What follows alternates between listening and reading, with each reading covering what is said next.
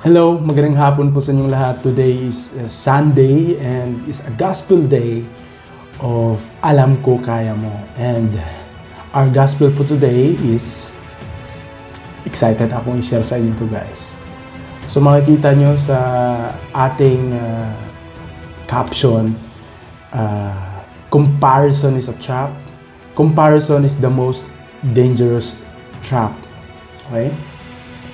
So our gospel for today is makikita natin sa 2 Corinthians chapter 10 verse 12.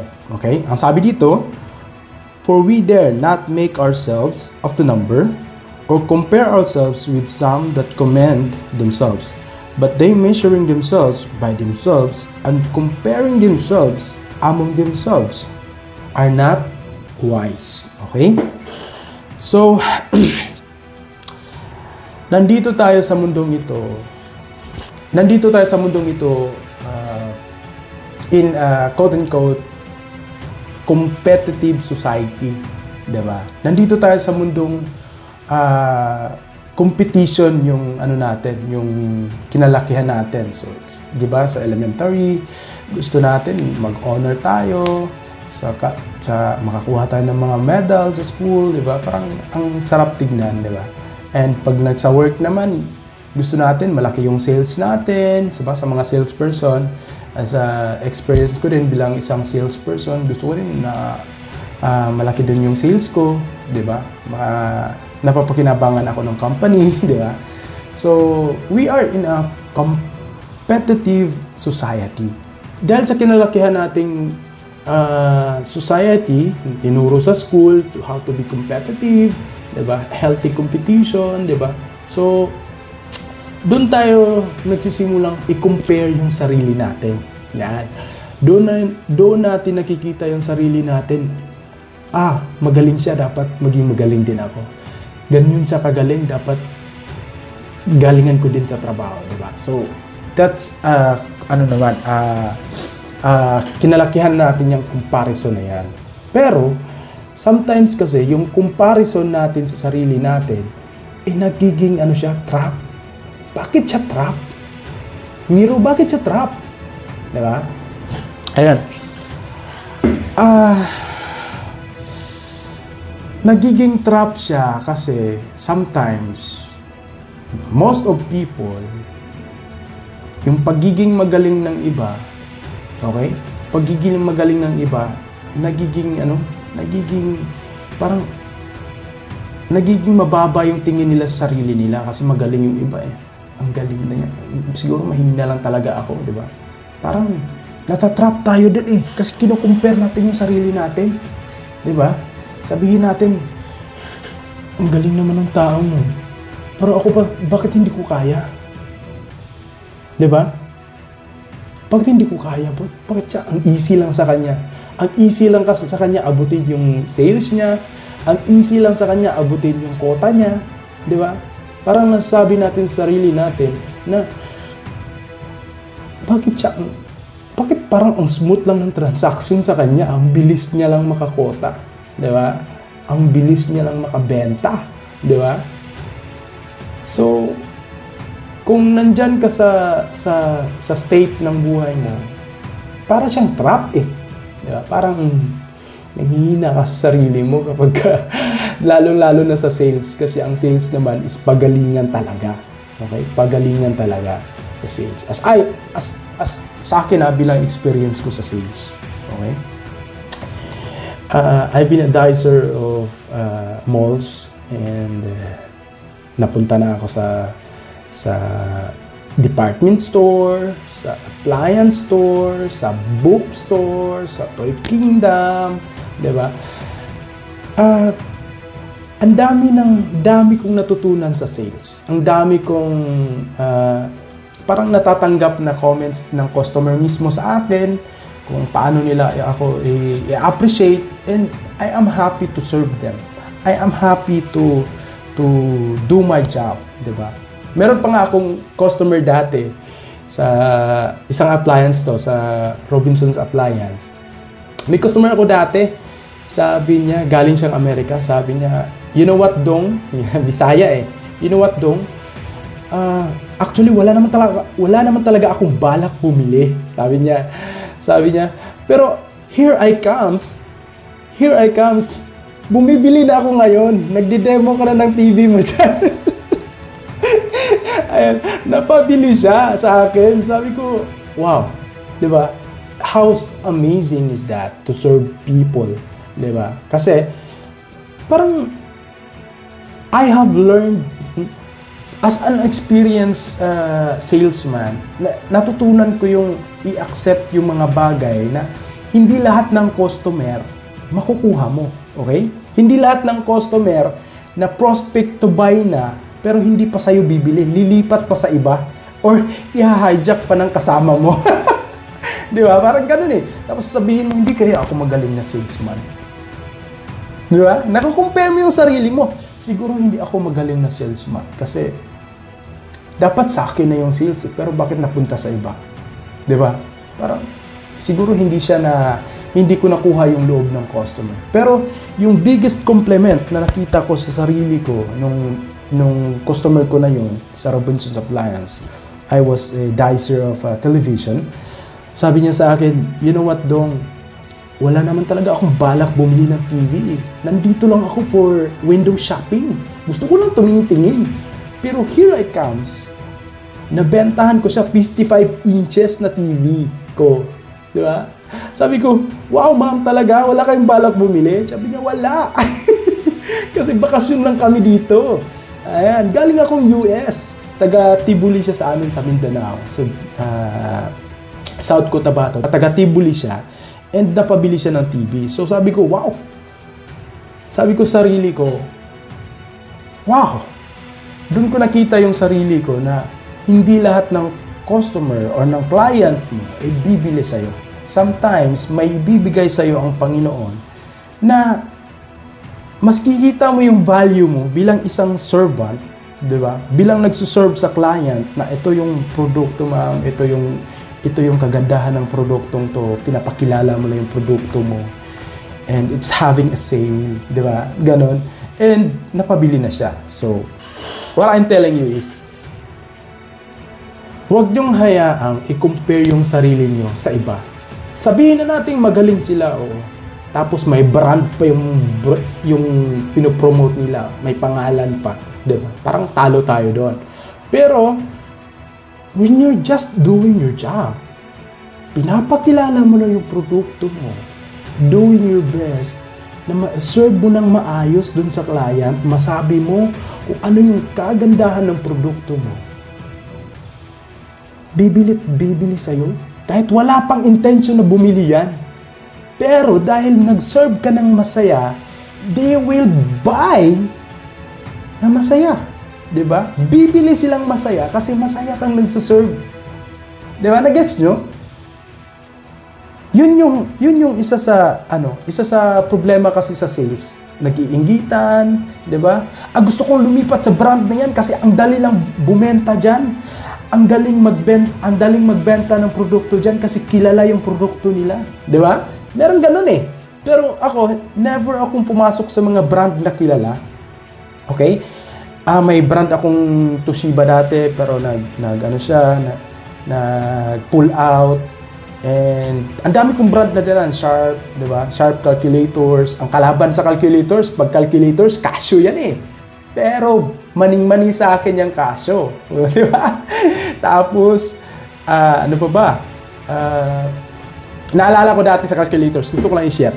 Sa calculators dati, ang kilala talagang calculators when it comes to engineering.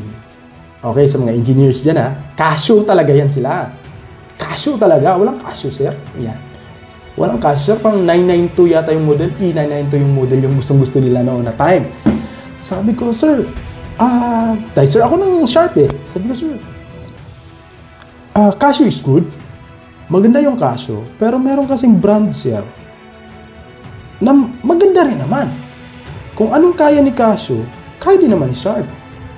Sabi, ano kasi sir yung Casio kasi yun na yung nakasanayan namin eh. Yun na yung tawag nito, parang sanay na kaming paano siya gamitin, gamay na namin. You know what? Anong sinabi ko sa client? Sabi ko sa customer, You know what, sir? Itong calculator, para lang din po itong cellphone. Unang-una, hindi mo alam paano gamitin. Di ba po? Pero you have the knowledge how to use the calculator. Di ba? May knowledge na dun sa casio na yun eh. Pero you have the knowledge how to use the calculator, right? Sabi niya, oh, tama dong. Bakit hindi niyo subukan tong Sharp? Yeah. Bakit hindi niyo subukan tong brand na to? Para naman, makita niyo yung diferensya. Sabi niya, tama no? Opo, kasi kung anong kaya ng brand na to, kaya din ng brand na to, sabi ko. So, ayun, napabili ko din siya. Na parang, it's a matter of not convincing, di ba? Hindi ako nagko-convince na for my purpose, but tina-translate ko on his purpose. Ano ba yung kailangan niya? Pang-calculate, di ba? Pang-calculate, di ba? Eh, same lang naman ang purpose, pero parang binigyan ko siya ng bagong adventure. Bakit hindi ito? Bakit hindi ito? Pwede naman itong matutunan. Di ba? Bumili si customer. In short. Di ba? So, ganun lang. In our life, we don't need to compare ourselves. Okay? We don't need to be commended by others or to commend the others. Di ba? Well, hindi natin kailangan yun. All we need to do is to focus on yourselves. Okay? Focus on yourselves. Minsan kasi nagiging ano tayo eh. Parang para maging in tayo, we need to be in, 'di ba? Para maging marami tayong kaibigan, we need to jump in sa kanilang ginagawa, 'di ba? Ganun yung laging ginagawa natin eh. Gusto natin para maging maraming kaibigan ako, sasabay ako sa mga ginagawa nila, di ba? Ganun tayo eh. Ganun yung mindset ng tao eh. Pero lagi nating tatandaan na yung karera nila, hindi natin karera. Okay? Ang bawat isang tao ay makanya-kanyang karera. Di ba? Meron tayong race bawat isa. Ngayon, sabihin na natin nakipag-compete ka, kinukumpare yung sarili mo, nakipag-compete ka, natalo mo siya, sabihin mo natalo natin siya, di ba? Who's winning? Walang nananalo. Bakit? Nanalo ka sa race niya, hindi sa race mo mismo. Di ba? Sa karera mo, mag-focus ka. I-focus mo yung sarili mo sa sarili mong karera. Huwag mong tignan yung karera ng iba. Kasi once na tinignan mo, nakakalimutan mo yung sarili mong karera. Okay? Once na kinumpare mo yung sarili mo, nakakalimutan mo yung sarili mo. Goal sa buhay. Okay, I just want you to share my life. Okay? Bilang ako experience ko to, real life story ko to, maalala mo kaya to, okay? My story is, yung papa ko, iniwan kami, tapos, nagpunta siya ng ibang lugar, doon na siya, wala kang balita, bigla lang siya umalis eh.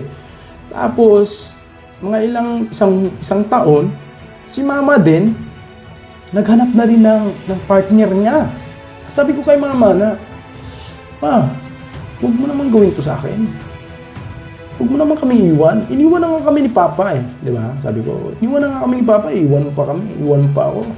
Paano itong mga kapatid ko? I have 3 younger siblings. Yung dalawa kasi nasa Manila eh. Nagtatrabaho. And sabi ko, kung iwan kami ng kapatid ko, paano itong 3 kong kapatid? Nagtatrabaho ako, sino magbabantay sa kanila? Sino magbabantay sa kanila? Okay? May isang babae pa. Magti-teenager na. So, pag teenager, alam nyo na, yan eh. Kailangan may nakabantay lagi or may parang guidance ba, 'di ba? Sabi ko, paano to? Huwag ka muna mag-asawa, magkukorea ako, oh. Sabi ko, magsa-South Korea ako, mag-EPS ako, oh. Pag nag-Korea ako, bibilhin ko yung gusto mo. Sabi ko kay mama, bibilhin ko yung gusto mo. Gusto mo ng refrigerator, gusto mo ng... Ganyan ang sabi ko kay mama. But then again, I was very disappointed. Pinili niya pa rin yung partner niya. And parang yan yung pinakamalaking pagkatalo ko na. Sabi ko, oh my God. ano ka, sabi ko na, ano nang nangyayari? Ano nang mangyayari sa amin ng mga kapatid ko? Diba? Sabi ko, ano na kayong mangyayari sa mga kapatid ko? Sa amin. But, instead of comparing myself to others, yung ibang teenager, yung ibang 20s, nag-i-enjoy Nag-i-enjoy sila sa buhay nila. Yung mga 22, 23, mga ganyang mga edad, nag-i-enjoy yan Pero yung ako, yung iniwan sa akin, yung 3 kong kapatid, tinawag ako ng kapitbahay kong inatay. Okay? Sa Bisaya, bad words yan. Inatay. Diba? Pero sa Tagalog, inatatay. Ina na, tatay pa. Kuya pa, ate pa. Ako. Ina na, tatay na, kuya pa, ate pa. Yun yung karanasan ko. Pag nagtatrabaho ako sa mall, pag uwi ko, pag out ko, magbabiyahe ako ng habal-habal na motorcycle. Ayan, naghatid ang pasahero, di ba? Yung single na motor, habal-habal sa amin yung tawag. Sa Maynila naman habal, di ba? So, yun. Yun yung buhay ko, yun yung cycle ko. But you know what? Sabi ko sa Panginoon, I never asked God, why is that happening? Lord, bakit hindi ito nangyayari? Never asked that. Kung natanong ko man siya, siguro reasonable naman, di ba? Na, Lord, bakit dito nangyayari? Pero I prayed for God. Pinagdasal ko sa Diyos, Lord. Ito na yun Ito na yun Wala na akong magagawa nito, Lord. Diba? Sabi ko, Lord, help me to overcome this present. Tulungan niyo po akong ma-overcome tong problemang to. Itong pinagdadaanan ko ngayon. So ayun, nag-aral na ako ng Korean language. Tinodo ko na lahat ng pangarap ko para makapag-Korea. Yung pangyayaring yun yung isa sa naging rason kung bakit andito ako sa Korea earning 80,000 pesos basic pay. Sa Mindanao, sa Jansan, ang basic namin ng 275 pesos per 8 hours. 275 pesos. Pero dito, per oras namin, 600, 500 plus, 600 plus, per oras. This is not just, hindi po ito pag-flex Hindi po ito pag-flex kung anong meron ako ngayon. Ito po ay example lang po. Ito po ay motivation po sa lahat sa inyo na wala hong imposible sa Panginoon kapag nagtiwala tayo sa Kanya. Maybe, umalis si Papa, umalis si Mama, iniwan sa akin lahat. Maybe God intended that for me to be more stronger, to be, to strive for my dream, di ba? Maybe those bad things na nangyayari sa aking buhay, God allow it in order for me to strive, di ba? Para magsumikap sa buhay. Para mas maaga maging mature yung buhay ko, yung isip ko. Maaga maging mature yung sarili ko sa pag-handle ng mga problema hindi ko na naman dapat hina-handle.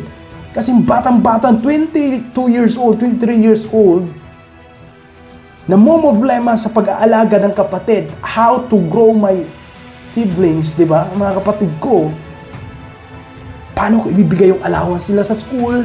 Remember, hindi sila huminto sa pag-aaral, guys. Hindi ko sila pinahinto. Pinag-aaral ko pa rin sila. Pag-aaral kayo, allowance, sige, bigay ko pa rin yan. Pagkain yan, sige. Kahit gipit na gipit kami, yung ulam namin, alam nyo na. Diba? Sobrang sakit. Sobrang sakit na nangyari sa akin nung time na yun. Pero, alam niyo yun, yung nagbabiyahe ako ng motor. Tapos, minsan naidlip ako habang tumatakbo yung motor. Nakakatakot. Totoo. Sabi ko, Hala, nakatulog pala ako habang nagdadrive. Imagine, kahit mulat nga yung mata mo, pag may disgrasya ka agad. Pero yung nakaidlip ako saglit, sabihin natin, segundos, 2 seconds, 3 seconds, 4 seconds, 5 seconds. Pag nagkamali ka, bangga ka di ba? Pero nakaidlip ako. Sabi ko, Lord, maybe you are in me. Kasi hindi mo hayaang matumba yung motor kung ano man, mabangga man. Diba? So, ayun. Nag-Korea na ako. Sabi ko sa mama ko na, Ma, bumalik ka na sa bahay. But she still choose, man. Sabi ko, wala na akong magagawa. Wala na akong magagawa kasi ginawa ko na yung best ko. Yung part ko. Mas pipiliin niya pa rin yung gusto niya. First time ko tong ilalabas kasi it's not about my mom. It's about my story. Okay? Yung story ko to. Okay? Story ko to. Kaya ayun, nagpatuloy ako sa buhay. Yan. After 2 years, nag-asawa ako. Bumalik ako ng Korea ulit. Tapos umuwi ako ng pandemic. Nagnegosyo ako sa Pilipinas, 'di ba? Nagnegosyo ako for one year. Yung 1 year na pagninegosyo kong yun, never ako naging negative sa sales. I mean, sa income, sa net income, never ako naging negative doon. Kasi alam ko i-handle yung negosyo yun eh. Alam ko kung paano siya i-handle kasi yun yung kinalakihan ko. Sa mga hindi nakakaalam, working student ako from grade 5 hanggang college. Pero yung college ko, 2 years course lang kasi under-ladderized program yun noon eh. Under-ladderized program. Ibig sabihin, pwede mo i-continue, pwede mo hindi. Sa 2 years, makakatanggap ka na ng diploma mo, pero pwede mo siyang i-proceed into 4 years. Nagets nyo? Ladderized program. Diba? Ganun siya. Ganun yung program na inano ko. And uso noon is IT. Sa panahon namin, IT ang sikat. Gusto maging computer programming, yun yung uso noon. Okay? So, what I'm telling you now is, do not compare yourself to others. Instead na kasi na i-compare ko yung sarili ko sa iba na, ay, ang swerte naman nung iba. May kumpletong pamilya, kayang pag-aralin ng parents, di ba? Kayang pag-aralin ng mama at papa nila. Kami, hindi eh. Pero hindi naging question yun sa sarili ko na hindi mag-aral. Nag-working student ako sa kapitbahay namin. Grade 5 to college, ako nag-working sa kanila. Kasi gusto ko, may mangyari sa buhay ko. I'm so proud na si mama at si papa masisipag. Napakasipag sa trabaho, napakasipag. Taguyod lang kami. Hindi man ganun ano tawag no? Yung ano to? Marami talaga yung blessing ng parents namin kasi nga, di ba? Si papa, ano siya eh, laborer sa isang malaking kumpanya ng feeds. Laborer siya doon. Talagang tagaktak yung pawis, yung ganun. Nakita ko yung pagod ng papa ko. Sabi ko, Lord, I love my dad. Mahal ko si papa, mahal ko si mama.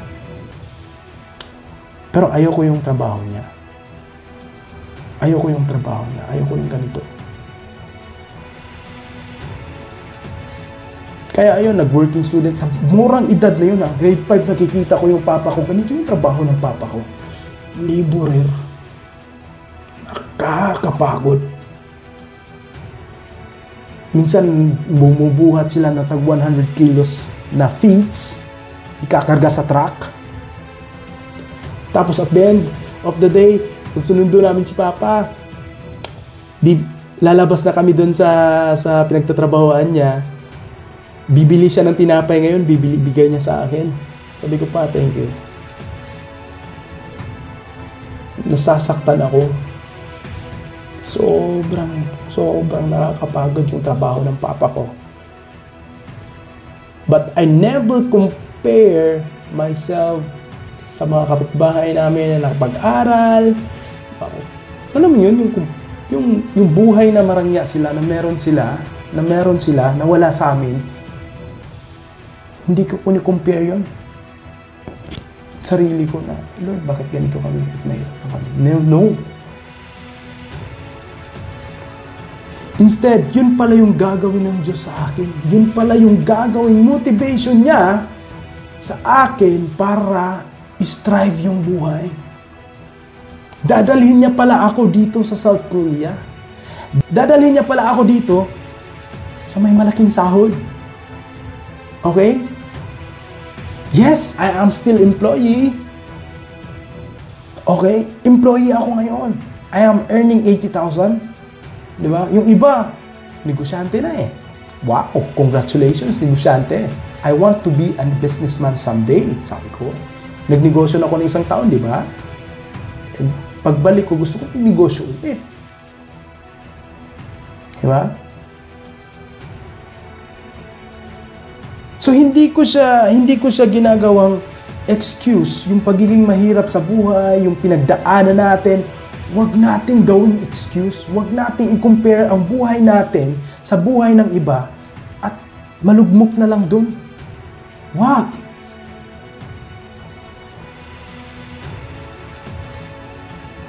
Kasi once na kinumpare mo na yung sarili mo, manliliit ka ngayon eh. Diba? Manliliit ka na ngayon. Ngayon, pag nangliliit ka na, minsan yung iba, anong nangyayari? Alcoholism. Diba? Umiinom, nagbibisyo, diba? Ganun yung gagawin. You know what ako? I quit smoking when I was grade 6, grade 5. Isang beses, tinry kong magsigarilyo. Isang beses, nagtry kong magsigarilyo. What is smoking? Sinubukan ko. Wow, astig. Pero nothing sense. Tinapon ko yung sigarilyo. Isang beses kong sinubukan, isang tinapon ko kagad that time. Marijuana, I tried it. Sinubukan ko ding mag-marijuana. Okay? Mag-marijuana. Ganun ako. Kasi dapat lulukin daw yan eh. Binuga ko yung hangin. Sabi nung kasama ko, bakit mo binuga? Hindi yan binubuga. Hindi, pinapasok yan sa katawan. But God is in me. God doesn't allow me to ruin His kingdom. Para i-ruin niya yung, yung tinitirahan ng Diyos. Hindi hinahayaan ng Diyos na mangyari yun. Talagang on the spot din, sabi ko, no, I don't like this. Hindi ko to gusto. Imagine, inom din. Paglalasing din, sinubukan ko. Mahilig ako mag-experiment eh. Nandito tayo sa curiosity, uminom din ako. Sabi ko, yung papa ko kasi lasenggo eh. Sabi ko, tapos nagmamaoy pa yun, nagwa-wild baga. Sabi ko, ano ba yung pakiramdam ng lasing? Bakit ganito yung papa ko? Bakit parang hayop sa loob ng bahay? Sabi ko, ano ba yung paglalasing? Ngayon, naglasing kami. Naglasing kami ng barkada namin, panalo namin sa basketball. Gumawa kami ng choco bomb. Yan, choco bomb. Ano yun? Hindi ko na alam kung paano minix yun, basta choco bomb ang tawag. Tapos uminom na ako, lasing na ako. Talagang lasing na ako. Talagang gumagapang na ako sa kalasingan. Pero, doon ko na-realize, pag lasing ang tao, makapal na ang muka. Okay, makapal ang muka. Okay? Makapal ang muka. Pero yung utak niyan, naka-record pa rin. Sa akin, naka-record pa rin kung ano yung ginawa ko, paano ako gumapang. Hindi ako naniniwala sa mga lasing-lasingan dyan na nagmamaoy na hindi na alam yung ginawa. Hindi.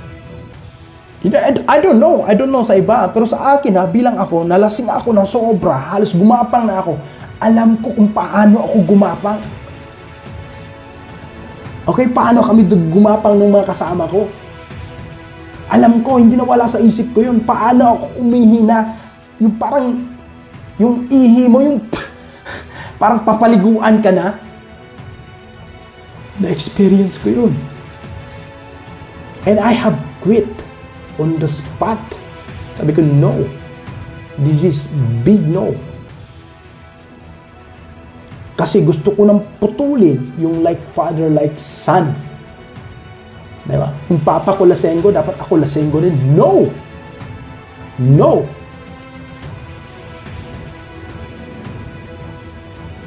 So minsan kasi nakapokus tayo sa pag-compare ng sarili natin sa iba. Ganito lang sila, easy-easy lang sa buhay. Compare natin yung sarili natin. Bakit hindi sila nakapokus sa buhay?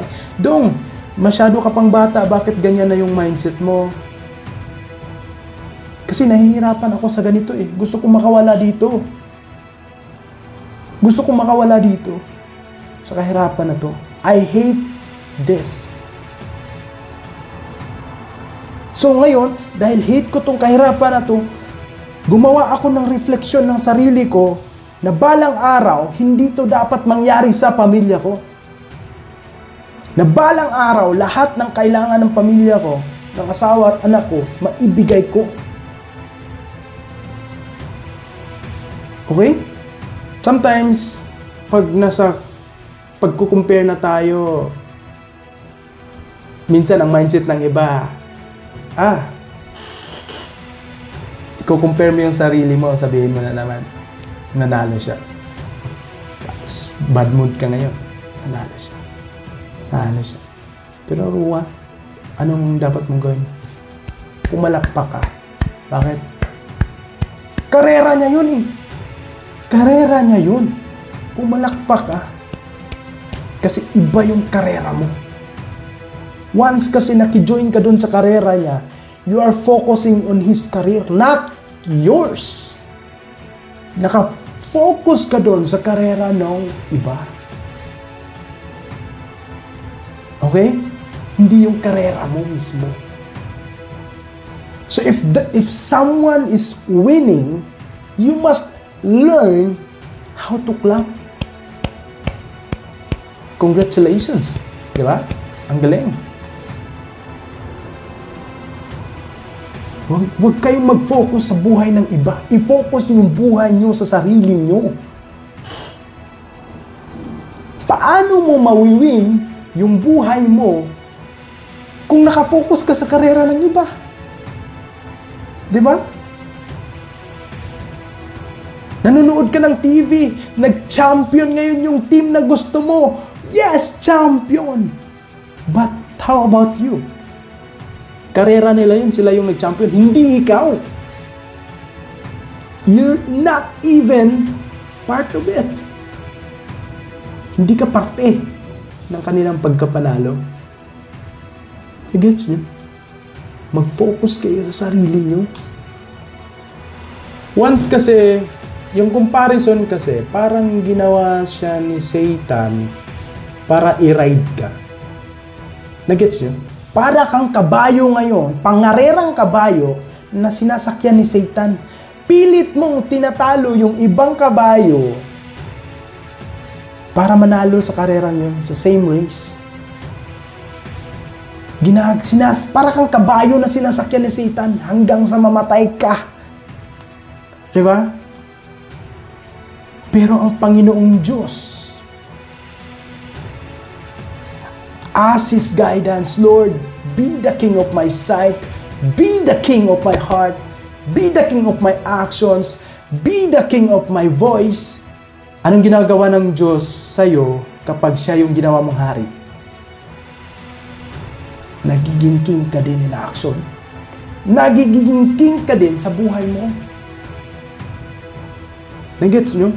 King Solomon is not supposed to be the king. Kasi meron siyang mga kapatid di ba? Pang-sampu doon si King Solomon. So dapat dumaan muna yung paghahari doon sa ibang mga kapatid niya bago kay King Solomon. Pero siya yung napili ng Diyos. Sabi ng Diyos, ikaw yung magiging hari. Ikaw yung magiging hari. Diba? Pero sabi niya, paano ko papatakbuhin yung tawag ito, yung kingdom ko, hindi ko alam paano. Mas bata ako eh. Hindi ko alam kung paano patakbuhin yung kingdom. Sabi, anong hiningi niya? Knowledge and wisdom. Yun lang yung hiningi niya. Para mapatakbo yung Israel. Diba? So, sa buhay natin, ganun din. Lord, give me knowledge and wisdom so that I can run my life well. I can run my family well. Diba? Kaya nating patakbuhin yung buhay ng pamilya natin. Kaya nating i-manage yung buhay natin. Ganun dapat yung mindset natin. Hindi yung, Lord, hindi, ayoko Lord, hindi, ayoko. Lagi tayong ganun eh. Ayoko tumanggap ng responsibilidad. No. Remember, si King David, harapin niya si Goliath eh, di ba? Harapin niya si Goliath. Pero nag-no ba siya? Hindi. Kasi nakasalalay doon yung Israel eh. Di ba? Nakasalalay doon. Pag natalo ka, David, lahat ng magiging slave kayo sa amin. Di ba? Ang ginawa niya, never siya nag-no. Come on, let's get it on!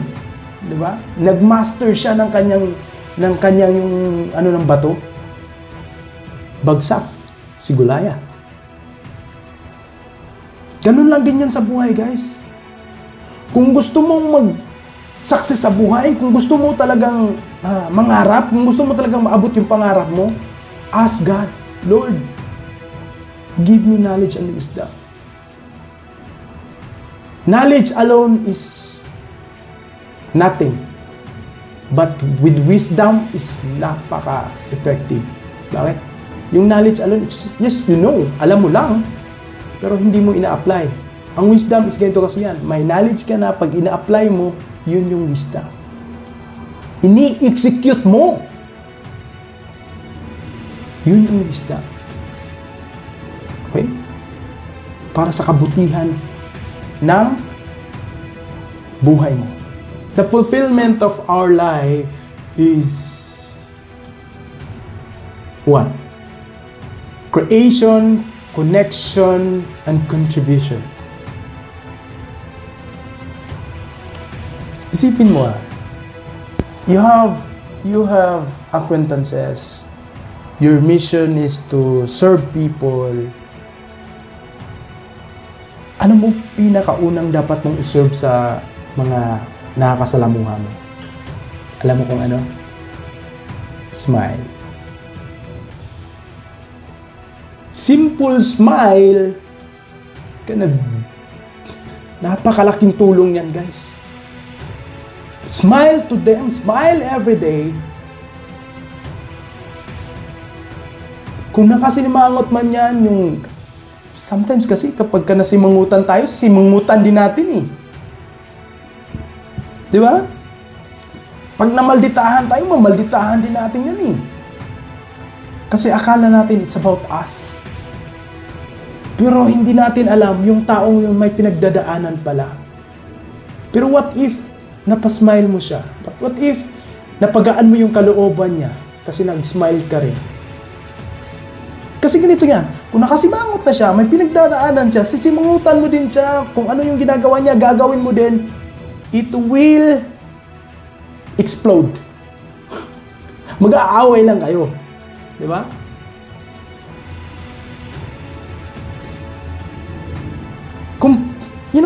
Comparison, it should not be should. Kasi ang buhay kasi puro should eh. Dapat. Ginagano natin yung tao eh. Di ba? Dapat ganito siya. Hindi. We cannot please people. Hindi natin pwedeng i-please ang tao. Hindi natin kayang i-please ang tao. Kahit anong gawin natin sa buhay natin, hindi natin kayang i-please ang tao. Okay?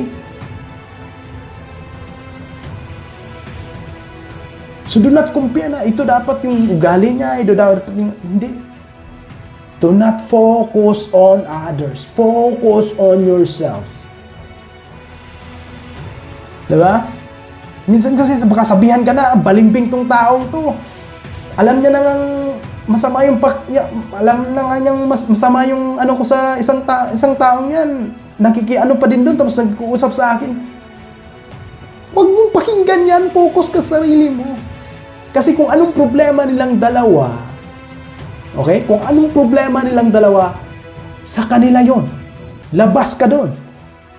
Hindi ka pwedeng kumampi sa isa. Hindi ka mo pwedeng kumampi sa isa. Hindi. Middle ka. Okay?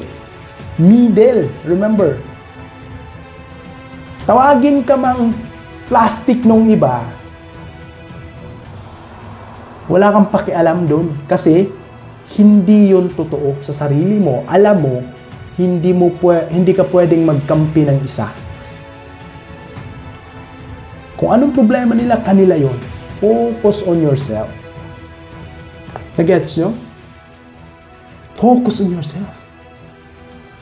Kasi pag nagkampi ka sa isa, yung isa may masasabi sa'yo, yung isa may wala. Ang gulo ng buhay. Guguluhin mo pa yung dalawang yun. Yaan mo sila. Focus ka sa sarili mo. Okay? Ito kasi dapat ito kati. Wala na, tama na. Doon ka na lang. Okay? Huwag mo nang i-ano yan. Huwag mo nang i-compare yan. Should not be exist. Yung pagiging dapat, no. Kung ano yan, yan na yun. Kung ano yan, yan na yun. Focus ka na doon. So, yun. Stop comparing yourself to others. Just fulfill its mission. Kung ano yung mission mo sa buhay, fulfill mo lang.